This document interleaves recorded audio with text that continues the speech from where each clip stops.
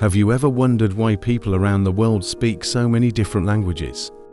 Why one person says water while another says omi or aqua? The answer takes us back thousands of years to one city, one people, and one towering plan.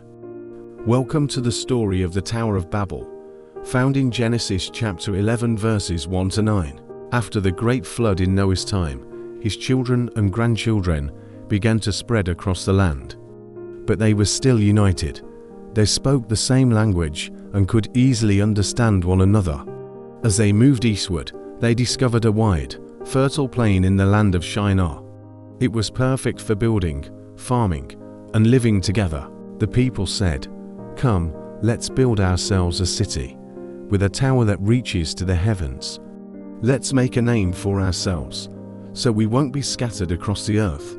They baked bricks instead of using stones, and bitumen for mortar. With excitement, they stacked brick upon brick. The tower began to rise higher and higher, piercing the sky. At first, it seemed harmless, a city, a tall tower, a sign of their progress. But deep in their hearts, pride began to take root. They were not building to honor God. They wanted fame. They wanted power. They wanted control.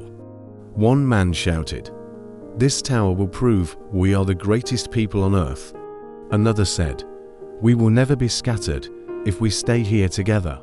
They forgot that God had commanded them to spread across the earth and fill it. Instead, they wanted their own way.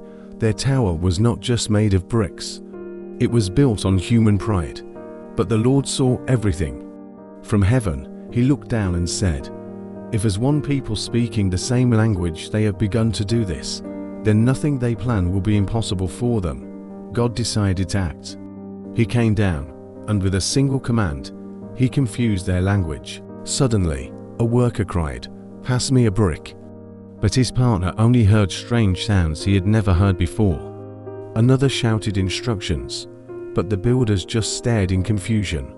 The work site turned into chaos. People argued, hands waved wildly, but no one understood one another. The tower that once rose proudly toward the sky now stood unfinished. A monument to human pride stopped by God himself. Unable to communicate, the people gave up. They gathered into groups. Those who understood each other stayed together. One group went north, another traveled south. Some journeyed to the mountains, others toward the sea. In time, these groups became nations. Their languages multiplied, their cultures grew different, and the once united people were scattered across the whole earth. The city was called Babel, which means confusion, because there the Lord confused the language of the world. The Tower of Babel teaches us a powerful lesson. Pride leads to confusion, but humility leads to blessing. God created unity, but it was meant to glorify him, not ourselves. When we live only for our own name and our own glory, our plans will eventually fall apart. But when we follow God's ways, he unites us with a purpose greater than ourselves. Today, we live in a world full of languages and cultures, yet God has given us one common mission: to love him and to love others. This was the story of the Tower of Babel from Genesis 11 verses 1 to 9. If you enjoyed this video, make sure to like, share, and subscribe to Gospel Motion. Here, we bring the Bible to life with fun animation that inspire faith and understanding.